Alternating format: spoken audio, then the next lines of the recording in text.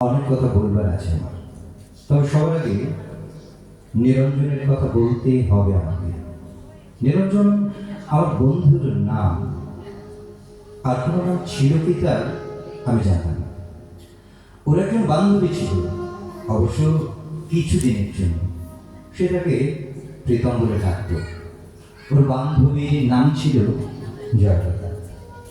নিরঞ্জন জয়লতার সম্পর্কে আমাকে কিছু বলেনি কেন।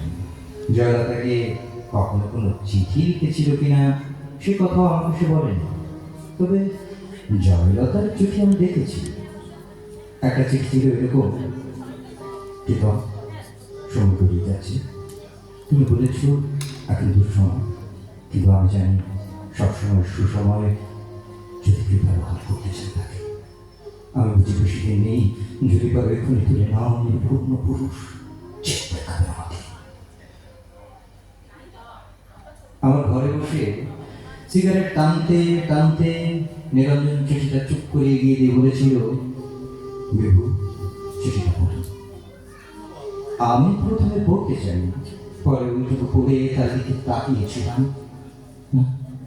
ওই সিগারেটের ধুয়োয় আমি কোনো নারী প্রেম তাড়িত মানুষের ছায়া দেখিনি। কিছু বলছে না যে? আমি জিজ্ঞেস করেছিলাম, কি বলবো এই ব্যাপারে? এই যে জয়লতা, আমি বাদ দিয়েছিলাম। নিরঞ্জন আমার ঘরে বসে অনেকক্ষণ সিগারেট টেনে টেনে ঘরটাকে অন্ধকার করে চলে গিয়েছিল। শুধু জয়লতার সঙ্গে অন্য পুরুষের বিয়ে হয়েছিল। জয়লতা এবং অন্য পুরুষটিকে আমি দেখেছি বহুবার বিশ্ববিদ্যালয়ে। জয়লতা আরো দেবাগী, আরো সুন্দর হয়ে উঠেছিল। অন্য পুরুষের ছিপড়ে খেলে মেয়েরা যেন সুন্দর হতে থাকে, এ কথার সূত্রে নিরঞ্জন আমাকে বলেছিল, মানুষকে এত উদ্যার্থ নেবেন না। মানুষ এত বড় যে আপনি যদি মানুষ শব্দটি একবার উচ্চারণ করেন, যদি অন্তর থেকে করেন উচ্চারণ, যদি বোঝেন এবং উচ্চারণ করেন মানুষ, তো আপনি কাঁপবেন।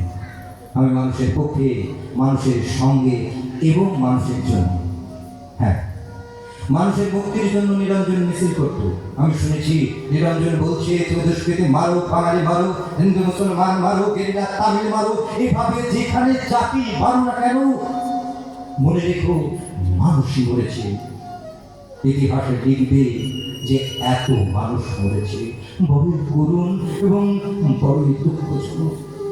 সত্যির সপক্ষে তুমি যার মৃত্যু উল্লেখ করে উল্লাস করো না কেন, মনে রেখো মানুষই মরেছে। এই ভয়ঙ্কর সত্য কথা নিরঞ্জন বলেছিল, মিছিলে হাত উঠিয়ে বলেছিল, এভাবে মানুষ মারা চলবে না, মানুষকে কষ্টে দাও।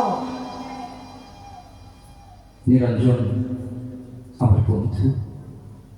নিরঞ্জন বাঁচেনি, কারণ যত হাতে লেগেছিল মানুষের হাতে বানানো বন্দুকের করে লোকের লেগেছিল। যেখান থেকে মানুষ শব্দটি পবিত্রতায় বেরিয়ে আসলো, সে লাশ, আমার বন্ধু নিরঞ্জনের লাশ। আমি দেখেছি রক্তাক্ত চিহ্ন ভিন্ন। মানুষ কাছে করে তাকে বলে নিয়েছিল মানুষের কাছে। জয়লতা সে লাশ দেখেছিল কিনা সে প্রশ্ন উঠছে না। দেখলে যদি কেঁদে থাকে সে প্রকাশ্যে অথবা গোপনে, তাতে নিরঞ্জনের কোনো লাভ হয়নি। মানুষ ফিরেছিল, আমি জানি তাতে নিরঞ্জনের লাভ ছিল। নিরঞ্জন প্রমাণ করতে পেরেছিল গতকাল মিছিলে আইন অমান্যের অভিযোগে যে দুষ্কৃতী মারা গিয়েছে তার নাম নিরঞ্জন, সে আসলে মানুষ। যাই হোক, আমরা পুরস্কার